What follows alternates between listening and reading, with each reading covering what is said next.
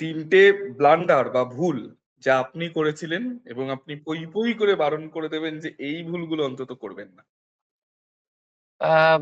Blunder, প্রথম যেটা আমার মনে পড়ছে, আমি তিনটাই বলছি, একটু সময় দিন। মানে প্রথম যেটা ব্লান্ডার হচ্ছে, পেপার আজকে পড়িনি কালকে পড়ে নেবো।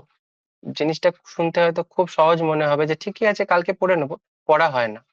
প্রত্যেক একদম। দিনের পেপার প্রত্যেক দিন পড়ে নিতে হবে।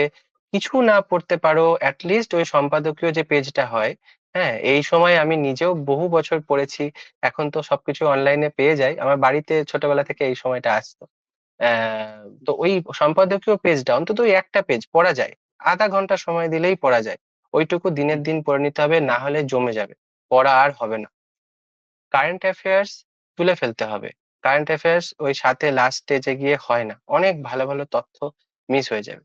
আর ২ নম্বর ব্লান্ডার হচ্ছে যে আমি একদম পরীক্ষার হলে গিয়ে বাংলা ইংরেজি লিখবো। বাংলা ইংরেজি তো আমি তো পারি, মেনলি বিশেষ করে বাংলাটার দিকে দেখেছি মানে খুবই একটা গা ছাড়া ভাব আছে। আমি তো বাঙালি, আমি তো ভালোই লিখবো, বাংলাটা হয় না, একদম হয় না। আহ ওই এই ব্লান্ডার আছে।